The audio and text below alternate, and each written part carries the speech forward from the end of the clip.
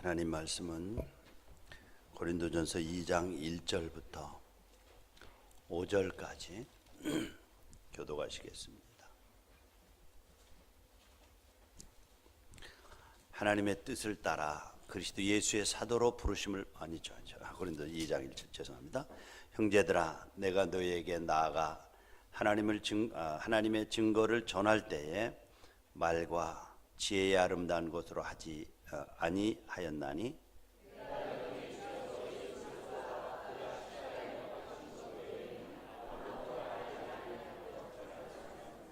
내가 너희 가운데 거할 때에 약하고 두려워하고 심히 떨었노라.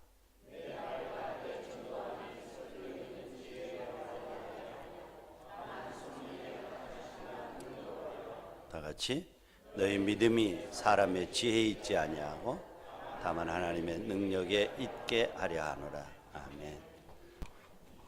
5월은 가정의 달입니다. 특별히 이제 오늘은 어린이 주일인데 성경에 보면 태의 열매는 하나님께서 주신 상급이라고 그랬습니다. 그래서 그 상급이 전통에 가득한 자는 밖에 나가면 수치를 당하지 않는다. 그래서 참 자녀의 축복을 받은 사람들은 그 자녀가 울타리가 되어서 든든하다라고 하는 말이겠죠. 이 가정의 달에 또 여러분들에게 주신 자녀들을 통해서 여러분들이 세워지고 위로되어지고 힘이 되어지는 그 축복이 있기를 축원합니다. 이제 우리가 5월 19일 기빈 초청축제를 앞에 두고 열린 모임을 시작한 지가 다섯째 주가 되었습니다.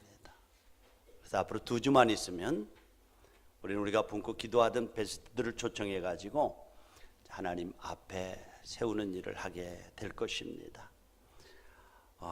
여러분들 수많은 영혼들이 주님 앞에 돌아오기를 기도하고 또 여러분들이 품고 기도하는 베스트들을 위해서 정말 성령께서 먼저 가셔서 그 마음을 움직여 달라고 기도하시기 바랍니다.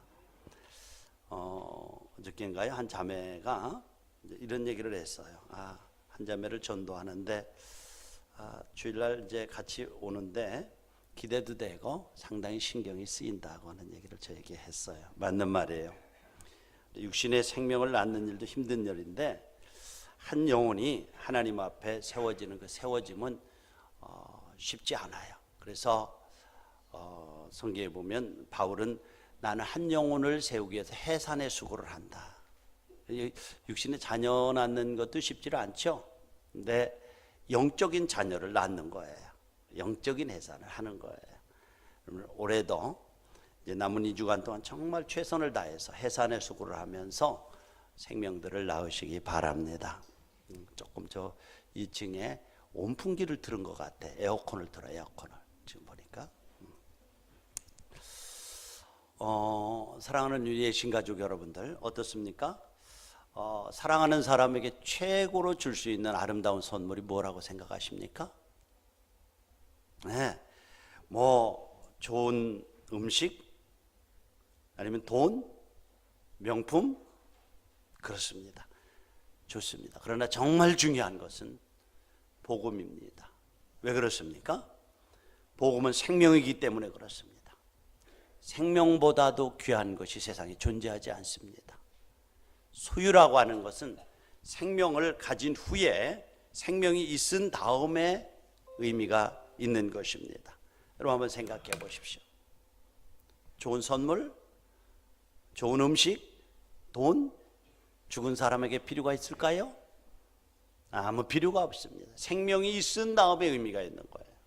어저께 우리는 우리 한 권사님을 하나님 앞으로 보내드렸습니다. 우리 연 권사님을 여러분들과 입관 예배를 드리고 저는 홀로 남아서 그 시신을 보면서 시신의 머리에 손을 얹었습니다. 좀 오래 보고 마지막 보내는 분이라서. 근데 너무 차가워요. 늘 말도 차가워요. 싸늘해요. 딱딱해요. 굳었어요. 그 오래되지 못하고 손을 떼었습니다. 왜요? 이제 영혼이 떠나면요 그에게는 먹는 의식이 필요 없고요 소유가 필요가 없어요. 정말 중요한 것은 생명을 얻은 다음에 소유가 필요하고요, 생명이 있은 다음에 명품이 필요한 거예요. 정말 중요한 것은, 우리에게 필요한 것이 뭡니까? 바로 예수 그리스도를 믿음으로 영적인 생명을 얻은 다음에야 이 모든 것들이 의미가 있습니다. 그래서 바울은 이 진리를 알고 있었기 때문에 그가 예수 믿고 난 다음에 자기가 영적인 생명을 얻고 영생을 얻은 다음에 최고의 가치는 영생을 얻는 것이다. 그래서 그가 사도행전 20장 24절에 보면, 내가 달려갈 길과 주 예수께 받은 사명 곧 하나님의 은혜의 복음을 증언하는 일을 마치려 하면은 나의 생명을 조금도 귀한 것으로 여기지 않는다. 예수님을 만났어요. 생명생을 얻었어요. 구원의 확신을 가졌어요. 그리고 최고의 선물이 무엇일까? 복음이다. 이 복음을 전해서 그들에게 영생을 얻게 하고 하늘의 소망을 갖게 하는 것이 최고의 선물이다. 그래서 그 다음에 이 일을 위해서 하는데, 내가 이 복음을 전하다가 죽는 것도 내가 두려워하지 않고 내 생명을 조금도 귀한 것으로 여기지 않는다. 바울의 세계를 보면요, 그러니까 예수님을 만나고 난 다음에 놀라운 삶의 반전이 일어납니다.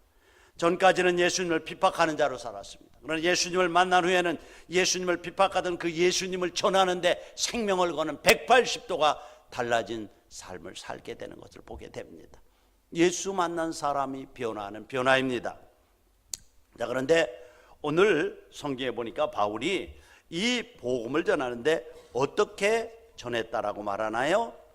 우리 1절과 4절을 한음성으로 읽어보십시다. 1절 시작. 형제들아, 내가 너에게 나아가 하나님을 증거할 때에 말과 지혜의 아름다운 것으로 아니하인. 4절, 내 말과 내 전도함이 설득력 있는 지혜의 말로 하지 아니하고 다만 성령의 나타나심과 능력으로 했다. 자, 이렇게 귀한 복음을 전해서 그들에게 영생을 얻게 하는데, 그가 어떻게 복음을 전했다고 해요? 내 말과 내 전도함이 설득력 있는 지혜의 말로 하지 않았다. 그러니까 언변이나 어떤 철학적인 것으로 하지 아니하고, 세상 사람들이 볼 때 무식하고 단순한 것 같이 보이지만은 그 단순한 복음을 전했더니 세상이 변하고 사람이 변하는 걸 체험했다는 거예요. 여러분들, 근본에 복음 전도자로 설 수 있기를 원합니다. 여러분들이 잘 아는 대로 바울이 당대에 얼마나 탁월한 지식인이었는지 잘 아시죠? 유대에서 최고의 학문인 가말리엘의 문화에서 학문을 닦았습니다. 최고 학문이었습니다. 그는 바리새인 중에 바리새인이었고 베냐민 지파의 왕족계 출신이었습니다.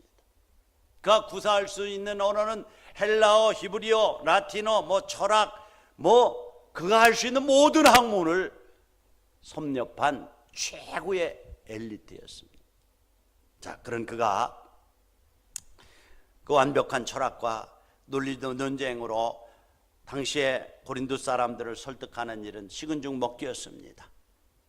그렇게 하지 않았대요. 논리로 이기려고 하지 않고 철학적인 언어를 동원하지 않고 오직 예수 그리스도의 복음만 전했다는 거예요. 왜 그처럼 탁월한 지식과 철학을 가지고 있는 바울이 세상의 철학과 탁월한 언어로 전도하지 않고 세상의 사람들이 미련하게 보이는 복음을 전했나요? 간단합니다. 그 이유는 인간을 변화시키는 능력은 인간의 화려한 말이나 세상의 지식에 있지 아니하고 성령의 능력에 있다는 사실을 체험한 후부터는 내가 이 습득한 습득 불필요한 것은 아니에요. 그러나 생명을 살리는 일에는 이것은 그렇게 능력 있는 것이 아니로구나. 그래서 그가 고린도서 빌립보서 3장에 보면 내가 지금까지 가지고 있던 고상한 것들을 배설물로 여긴다. 그렇게 탁월한 철학적인 지식을 가지고 있습니다. 그러니까 우리가 세상을 살아가면서 십자가의 능력에 말씀을 줄줄 암송하고 성경적인 지식이 탁월해도 그것만으로는 변하지 않습니다. 그래서 성령의 나타나심이 없는 제자훈련, 성령의 나타나심이 없는 성경 공부를 하다 보면은 머리만 커져서 말은 잘하는데 능력을 잃어버린 삼손 같은 허수아비 신자가 되어버리고 말아요. 본질 아닌 것 가지고 싸워요. 요즘에 어저께도 뉴스에 나옵니다만은 뭐 강남에 있는 뭐 교회가 무슨 파가 나눠서 싸우고 뭐 그런 것들이 뉴스에 나올 때마다 엄청나게 가슴이 아파요. 무슨 원로 목사파가 있고 신임 목사파가 있다는 거예요. 지도자들도 문제고요, 성도들도 문제예요. 이 교회라고 하는 것, 예수 그리스도가 주인이십니다. 그러니까 우리의 조그만 생각들을 내려놓고 그분 앞에 사랑의 띠를 묶여서 하나 되는 것, 이것을 힘쓰라고 바울이 말했는데 그렇지 않아요. 머리에 지식들만 있어서 성령의 나타나심이 없이 하나님의 영광을 가리는 일에도 서슴없이 하면서 내파. 물론 원로 목사님도 은퇴했으면 그저 미련 없이 가서 기도할 뿐이에요. 그리고 후임 목사가 와서 자기에게 주어진 은사들을 가지고 교회를 섬길 수 있도록 최대한으로 뒷바라지하는 거 원로 목사 아니겠어요? 그런데 멀리 서서 영향력을 발휘하고 여론을 만들고 있을 수가 없는 거예요. 정말 너무 취해요. 그런가 하면 교회 성도들도 정말 신임 목사님을 모셨으면 그분 중심으로 해서 교회를 세워나가야 되는데 교회가 아파하잖아요.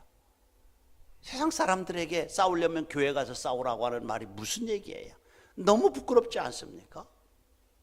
네, 그렇습니다.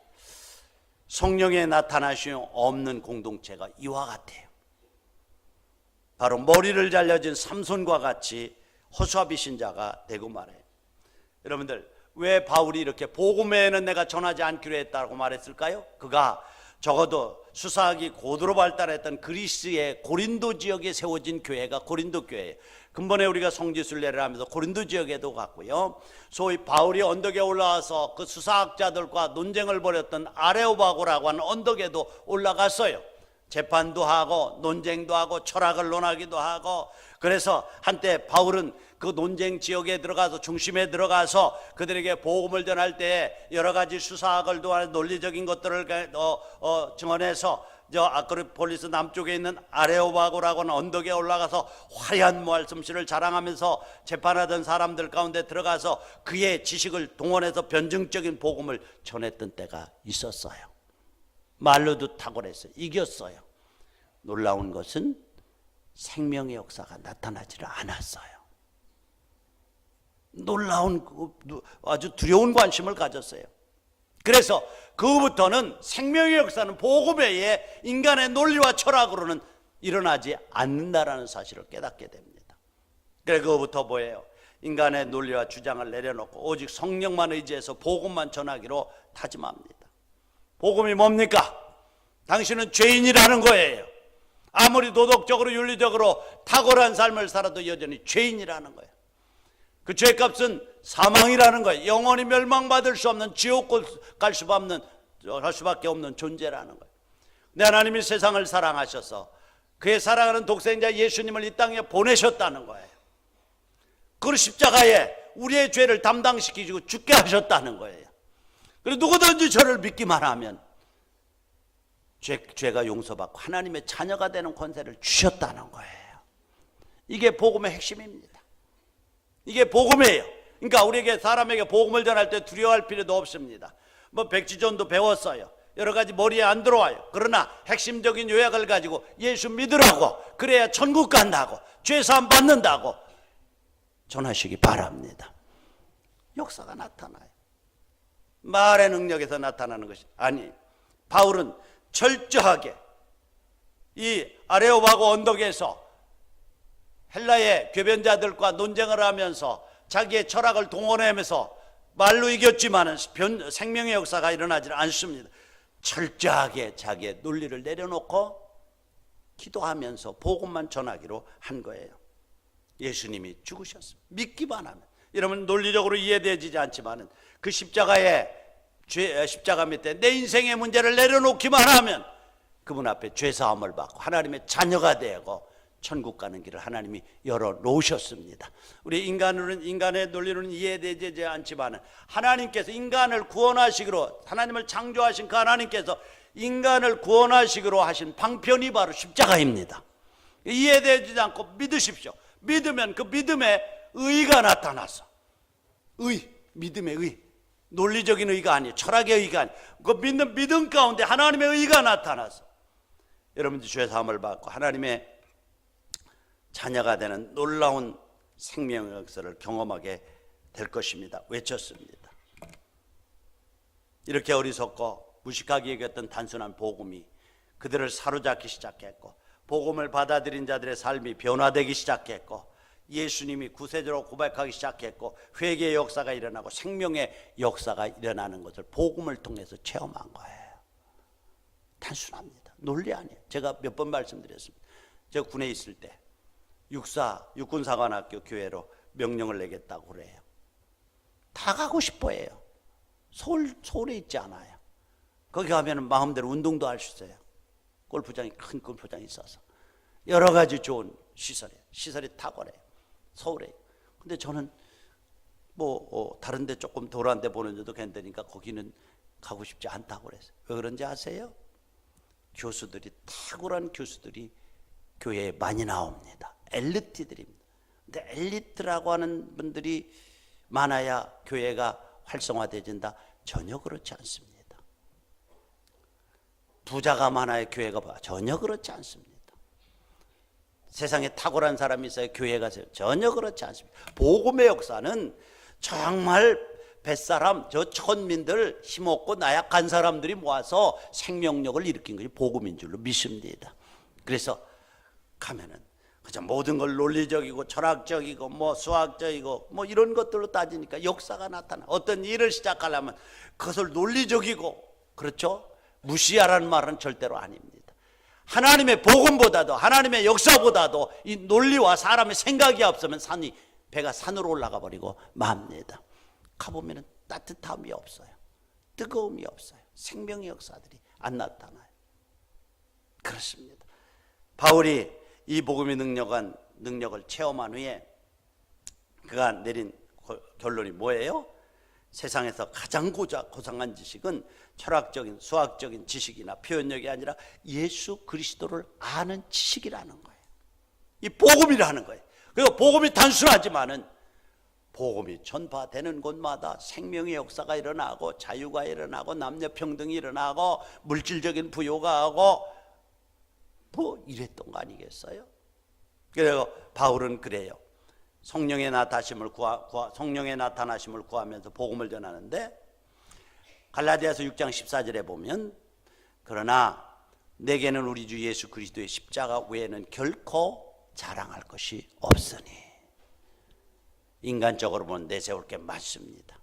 학문, 논리, 언어, 철학 얼마든지 로마의 시민권을 가지고 있는 거, 당대의 탁월한 사람인데 얼마든지 자랑할 것이 있는데, 내게는 우리 주 예수 그리스도의 십자가 외에는 결코 자랑할 것이 없으니, 그리스도로 말미암아 세상이 나에 대해서 십자가에 못 박히고 내가 또한 세상에 대해서 십자가에 나는 죽었다.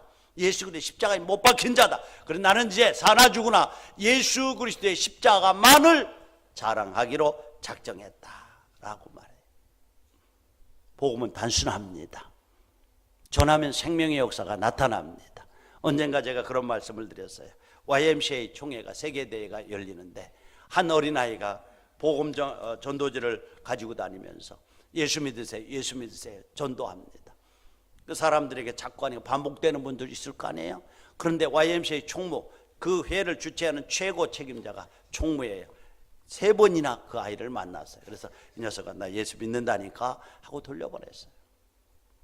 근데 놀라운 사실은 그가 침대에 와서 밤에 호텔에 와서 침대에서 잠을 자는데 그 아이의 말이 계속해서 가슴에 메아리치는 거예요. 예수 믿으세요, 예수 믿으세요. 자기는 정말 YMCA 총무이기 때문에, YMCA는 기독교 단체이기 때문에 당연히 탁월한 그리스도인으로 알았죠. 그런데 놀라운 것은 그 밤에 그 어린아이가 예수 믿으라는 그 말이 마음에 와서 부담으로 작용하고 잠을 못 자게 하는. 그래서 그 밤에 내려가서 침대다리를 붙잡고 밤새도록 회개하면서 정말 인격적으로 예수 그리스도를 만났다고 하는 기록을 읽은 적이 있습니다. 복음은 여러분들 전할 때 말과 지혜의 아름다운 것으로 하지 않았다라고 말합니다. 탁월하지 않아도 괜찮습니다. 철학적이지 않아도 괜찮습니다. 비논리적이라도 않습니다. 괜찮습니다. 단지 우리가 죄인인 것과 죄로 죽은 가운데 있었던 내가 불쌍히 여기서 하나님께서 불쌍히 여기셔서 예수 그리스도를 이 땅에 보내주시고 십자가에 대신 우리의 죄를 지고 담당해 죽으시고 누구든지 저를 믿기만 하면 멸망하지 않고 영생을 얻게 하려 함이라고 하는 이것이 복음입니다. 복음이 사람을 살리는 겁니다. 그래서 여러분들 복음을 전하기 위해 힘쓰고 노력하되 전도의 초점이 말의 기교나 방법과 수단에 치우치지 않기 위해서 조심하시기 바랍니다. 바울이 예수님을 만난 후에는 정말 자기가 단 철학적인 것이, 자기의 논리적인 것이, 자기의 지식이 하나님의 복음 위에 세워질까, 항상 혹시 하나님의 단순한 복음을 자기의 논리나 철학이나 지식이 그 위를 덮어버릴까 두려워하면서 늘 가리지 않도록 힘쓰는 것을, 그의 생애를 통해서 보는 것을 보게 노력하는 것을 보게 됩니다. 예수님께서도 제자들을 파송할 때 그들에게 어떤 논리적인 방법을 가르치지 않았습니다. 중요한 것은 어떤 방법이나 기교를 가르쳐 주신 것이 아니라 성령 충만함을 받으라, 그리고 능력으로 권세를 주셨습니다. 왜 그렇습니까? 복음 전할 때 인간의 화려한 말로 불신자의 굳어진 마음을 변화시킬 수가 없기 때문에 성령 충만을 주시고 능력을 주셨던 거예요. 그렇습니다. 오늘 이후에 우리는 2주 남은 기간 동안 여러분들의 베스트를 놓고 중보하면서 기도하시기 바랍니다. 기도하면서 성령께서 먼저 가셔서 그들의 굳어진 마음의 밭을 갈아 엎어달라고 기도하십시오. 그리고 담대하게 인간의 문제를 해결하실 십자가의 능력의 복음을 단순하게 전하시기 바랍니다. 단순하게. 아까 말씀드린 세상에 보이는 것이 전부가 아닙니다. 한 번 죽는 건 하나님께서 정하신 것입니다. 끝이 아니고 그 후에는 심판이 있습니다. 심판 후에는 영원한 천국과 영원한 지옥이 있습니다. 주님을 구주로 영접한 사람만이 죄사함을 받고 구원의 판결에 설 수 있고 천국을 유업으로 받을 수가 있습니다. 도덕을 얘기하는 사람들에게 아무리 도덕적으로 완벽해도 여전히 우리는 죄인입니다 전하시기 바랍니다. 그렇습니다. 그래서 복음 전도에는 복음 외에 다른 것을 전하면 안 됩니다. 물론 저도 여러분들 복음 전할 때 시대적인 문화를 수용하려고 하는 사람들, 좋은 음악 필요합니다. 좋은 찬양 필요합니다. 좋은 시설 필요합니다. 좋은 이 빔 프로젝트 필요합니다. 다 문화적인 것들입니다. 부정하지 않습니다. 이거 본질 아닙니다. 이것들을 통해서 예수 그리스도를 증거하는 복음의 초점이 맞춰진 거죠. 그래서 지금까지 제가 이렇게 이제 목회를 하면서 제가 이렇게 보면서 목자들은 교회에서 이제 전도하게 할 때 무슨 냉장고, 세탁기, 컴퓨터, 자전거, 심지어는 뭐 현상금까지 걸어놓고 하는 데를 봐요. 뭐 그것들이 투자해서라도 영혼을 구하겠다고 하는 마음은 이해가 갑니다. 그러나 그 속에는 복음만으로는 영혼을 구원하기 힘들다고 하는 생각이 들어있어서 경품을 거는 거 아니겠어요? 잠재되어 있는 거예요. 그래서 아까 말씀드린 대로 복음을 전하는 데는 여러 가지 문화적인 도구를 사용할 수 있다라고 저는 생각을 해요. 그래서 늘 좋은 음악, 좋은 시설 뭐 이런 것들을 중요합니다. 그러나 그것은 영혼을 구원하는 본질적인 도구는 아닙니다. 자칫 잘못하면 이것 때문에 영혼을 바라보는 눈이 희어지기가 쉽더라고요. 제가 이제 가는 곳마다 유치원은 이렇게 닫아버렸어요. 제가 거여동에 있는 특전사라고 하는데 참모로 가니까 유치원이 있더라고요. 근데 뭐 가니까 담임 목사님 유치원 원장이라고 그래요. 그래서 뭐 구청에서 뭐 와라 가라 뭐 돈 조금 주는지 안 주는지 모르겠어요. 저는 그런데 신경을 안 쓰니까. 유치원에 또 은근히 생각을 유치원 하면 아이들을 데리고 와서 접촉점이 생기니까 그래도 좀 예수 믿게 할 수 있는 뭐가 되겠지. 뭐 그런 것들 가지고 교회의 유치원을 시작했다. 그런데 지금 바깥 유치원이 더 잘 되고 좋으니까, 시설이 좋으니까 그렇게 하죠. 그런데 보니까 전혀 그것 때문에 예수 믿는 사람 없어요. 예수 믿는 사람 없어요. 그래서 여기 서울에도 보니까 뭐 우리 친구들 교회에 유치원이 옛날부터 있어요. 그거를 가서 없애려고 그러는데 안 되는 거예요. 왜냐하면 그 유치원 원장님이 교회 집사님이 권사님들이 그때 생계가 달려 있으니까 건드리지를 못하는 거예요. 그런데 그것 때문에 아주 시끄럽고 교회에 나오는 분은 없고 뭐 가서 또 기도해 주려면 유치원에 가서 옛날처럼 말이죠. 교회 유치원이니까 목사님이 기도해 주고 뭐 이러는 것들조차도 시비 겁니다. 이제는 그렇게 하면 안 된다는 거예요. 그러니까 교육의 종교 색채를 넣지 말라는 것이 지금 소위 인권위에서 나온 것들 아니에요. 그래서 군대에서도 복음 못 전하잖아요. 지휘관들이 교회 가라 못해요. 그러니까 유치원에 가서 목사님이 기도해 준다니까 또 학부모들이 고발을 해가지고 목사님이 와서 그저 세상 교육이나 해야 되네 기도해 주고 복음 전 그래가지고요 닫아야 되는데 못 닫고 끙끙 앓고 있는 목사님들 제가 두 분이나 아주 친한 목사님들이 있어요. 별것 아니에요. 여러분들 복음을 전하는 데는 복음이 본질이 돼야지 어떤 것들을 가지고 뭐 복음보다 영어, 유학, 꽃꽂이, 취미활동 이것들을 통해서 그래요. 접촉점은 생길 거예요. 그러나 복음이라고 하는 이 확실한 이 툴을 갖지 않으면 오히려 거기에 함몰돼서 거기에 신경 쓰다가 교회가 딴 곳으로 가는 것을 내가 많이 봤어요. 그렇습니다. 십자가 외에는 결코 자랑하지 않기로 했다는 바울의 말을 그냥 나온 말이 아니에요. 여러분들 여러분들 왜 사람들이 복음만 가지고는 안 된다고 생각할까요? 복음은 완전한 복음이에요. 총체적인 복음이에요. 그런데 사람들은 그 완전하고 능력 있는 복음을 조각난 복음으로 사용하려고 그래요. 뭡니까? 예수 믿으면 복 받습니다. 예수 믿으면 건강해집니다. 예수 믿으면 사업이 잘 됩니다.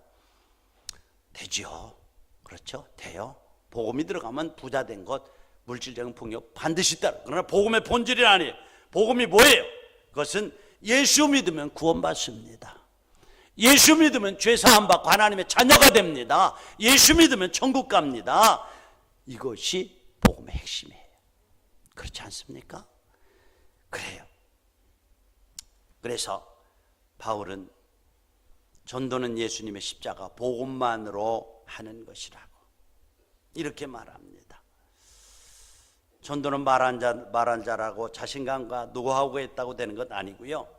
상대방이 말 잘하는구나, 대단하다, 의욕이 있구나 인식시킬 수는 있어도 마음을 움직일 수가 없습니다. 왜 그렇습니까? 예수님이 십자가에 죽으시고 부활하신 그 예수가 말과 지식으로 과학적으로 이해될 수 없는 분이기 때문에 그렇습니다. 그렇습니다. 그 답은 오직 복음에 나타나는 하나님의 능력으로만 가능한 줄로 믿습니다. 그렇기 때문에 전도할 때 두려워하지 마십시오. 여러분 다른 것들을 가지고 그냥 거기에 가미하려고 하지 마십시오. 순복음을 전하시기 바랍니다. 바로 나는 죄인입니다. 이 죄를 주님이 십자가에 치르셨습니다. 믿으면 구원 얻습니다. 믿으면 죄사함 받습니다. 믿으면 천국 갑니다. 우리 예수 믿고 같이 천국 갑시다.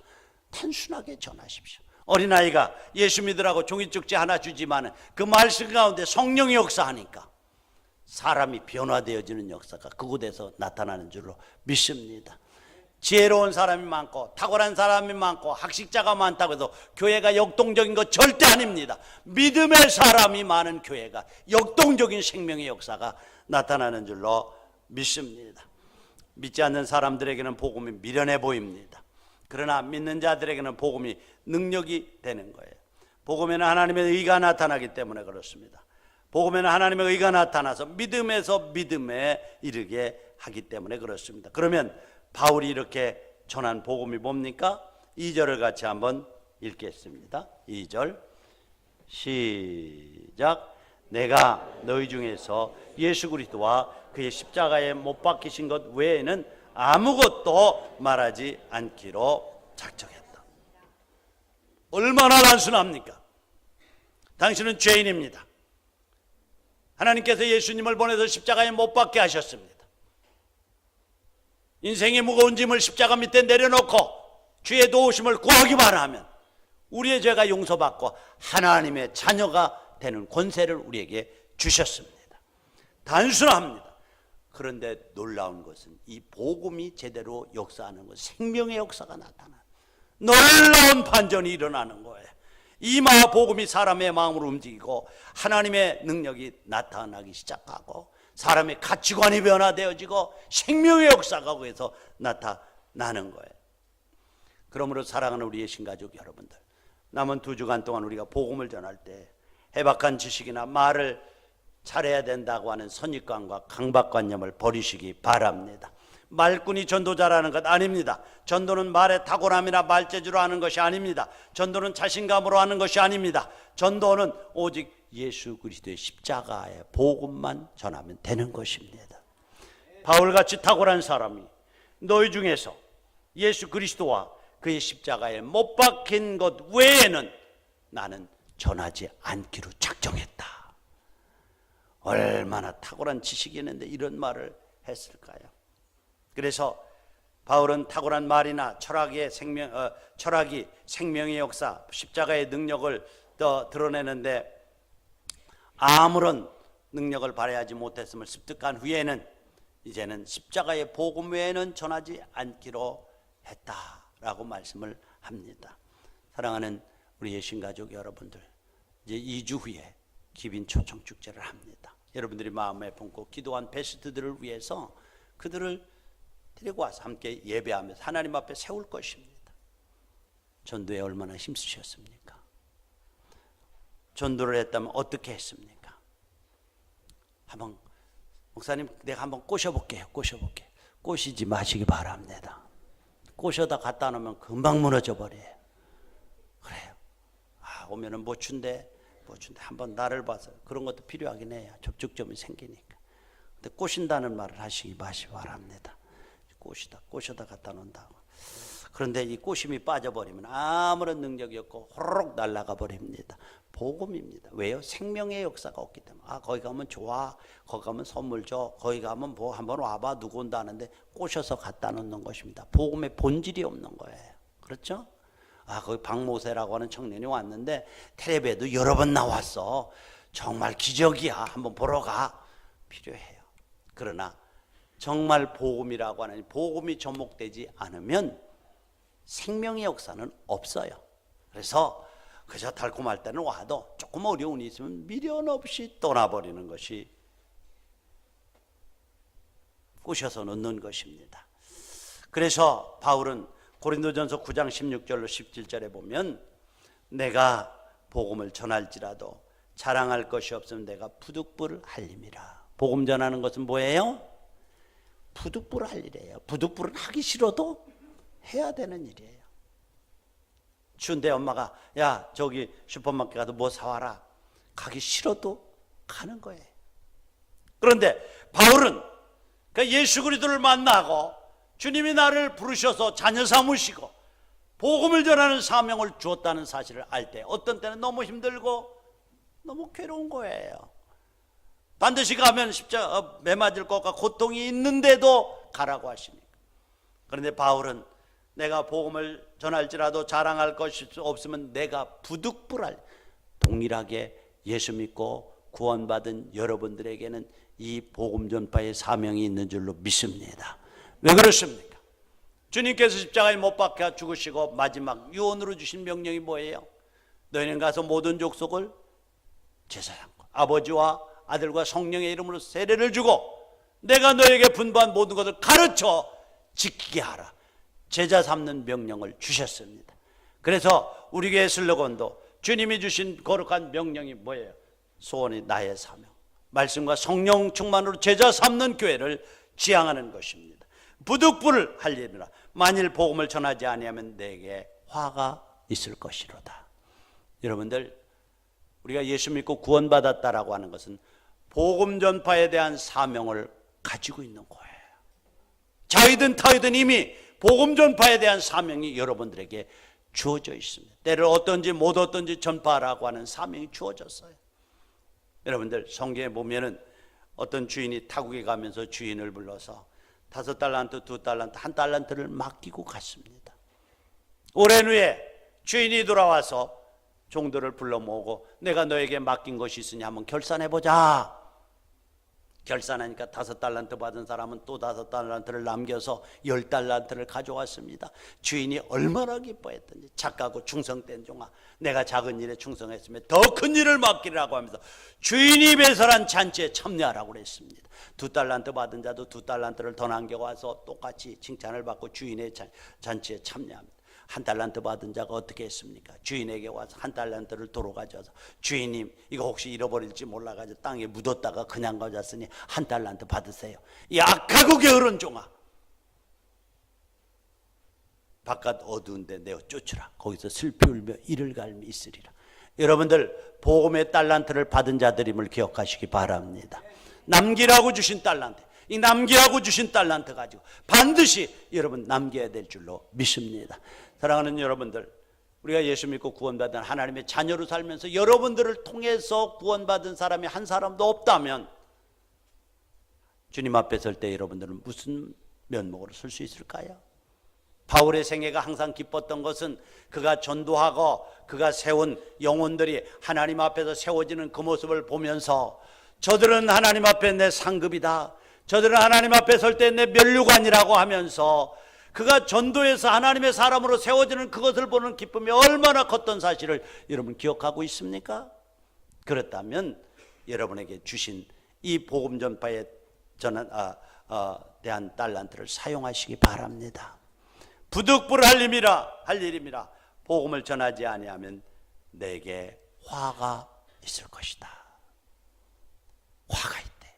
1달란트 받은 1달란트 남기면은 1달란트도 못 남기면은 화가 있다는 거예요. 그렇습니다. 그런데 바울은 이 복음 전도를 할 때 어떻게 했습니까? 화려한 말로 하지 않냐고 어떻게 해서 4절 5절을 같이 읽겠습니다. 4절 5절 시작. 내 말과 내 전도함이 설득력 있는 지혜의 말로 하지 아니하고 다만 성령의 나타나심과 능력으로 하여 너희 믿음이 사람의 지혜에 있지 아니하고 다만 하나님의 능력에 있게 하려 하였느라. 사람의 믿음이 사람의 지혜와 설득력의 말에서 나오는 것이 아니라 하나님의 능력에서 나온다는 거예요. 그렇기 때문에 이 복음을 전할 때 성령의 나타나심과 성령의 능력으로 전한다라고 말씀을 하고 있습니다. 그러니까 오직 성령이 우리에게 임하시면 권능을 받습니다. 그리고 능력이 나타납니다. 그런데 그 성령은 전도의 영이에요. 성령은 생명을 살리는 영이에요. 그러니까 우리가 성령 충만함을 받으면 바로 영혼을 바라보는 눈이 달라집니다. 한 영혼을 그저 많이 가졌느냐 가지 못했느냐, 부자냐 가난하냐의 눈으로 보지 않습니다. 그러니까 예수 믿느냐 믿지 않느냐, 그에게 영원한 생명이 있느냐 영원한 생명이 없느냐, 이것을 가지고 사람을 보기 시작하는 거예요. 그 아무리 좋은 차를 타고 다니고 아무리 많은 것을 누리며 살아도 그 생명에 영원한 생명이 없다면 불쌍히 보이기 시작하는 것입니다. 그래서 내가 너에게 나갈 때 탁월한 말이 아니라, 탁월한 화술이 아니라 성령의 능력을 먼저 구하면서 나갔다. 사랑하는 우리 예신가족 여러분들, 이제 2주일이면 우리가 베스트로 품고 있던 이들을 교회로 데려오게 될 것입니다. 아직도 맹숭맹숭합니다. 여러분들 그들에게 말하기 전에 정말 성령께서 다가가셔서 그들의 굳어진 마음을 기경하고 갈아엎고 녹여달라고 먼저 기도하시기 바랍니다. 왜 그런지 아십니까? 여러분들의 말로는 절대로 사람을 움직일 수가 없습니다. 성령께서 가서 먼저 가셔서 그의 굳어진 마음에 단비를 내리고 또 기경해서 갈아엎고 부드러워졌을 때에 복음을 받아들이는 것입니다. 복음조차도 성령의 역사입니다. 그리고 마지막으로 바울은 이 복음을 전할 때 3절을 같이 한번 읽겠습니다. 시작. 내가 너희 가운데 거할 때에 약하고 두려워하고 심히 떨었다. 복음을 전하면 심히 떨었대. 왜 그러세요? 왜 그렇습니까? 소심해서 그렇습니까? 배심이 없어서 그렇습니까? 나약해서 그렇습니까? 전혀 안 그렇습니다. 바울은요, 아까 갈라디아에서 있는 말씀, 에베소에 있는 말씀처럼 내가 달려갈 길과 주 예수께 받은 사명 곧 은혜의 복음 증거하는 일을 마치려 하면 나의 생명을 조금도 귀한 것으로 여기지 않는 생명을 건 사람입니다. 그렇죠? 그는 왕 앞에서 가서도 총독들이나 왕 앞에 가서도 내가 묶인 것 외에는 당신들도 나와 같이 되기를 원한다라면 당당했던 사람들입니다. 그런데 오늘 성경에 보니까 너희 가운데 거할 때 심히 약하고 두려워 떨었다는 거예요. 신분이 낮고 보잘것없는 고린도 교인 앞에서 떨었다는 거예요. 그것은 그 사람들이 두려워서 하고 내 배심이 없어 혹시 해할까 봐서가 아니라 하나님이 나 같은 죄인을 불러서 구원하시고 복음을 맡겼는데 혹시라도 이 복음 전하는 사명을 잘못 감당하면 하나님 앞에 설 때 그분이 나에게 뭐라고 하실까 하는 그런 하나님 앞에서의 두려움이라는 거예요. 그 떨었다는 거예요. 사랑하는 우리의 신가족 여러분들, 복음 전파의 사명을 동일하게 여러분들에게도 주셨다면 이 복음 전파에 대한 사명을 감당하기 위해서 하나의 한 달란트 받은 바와 같이 땅에 묻어뒀다면 주님이 나를 어떻게 평가하실까? 그 주님 앞에 설 때 여러분들의 모습을 보면서 바울처럼 두려워하고 떨 수 있기를 바랍니다. 우리 다 같이 눈을 감고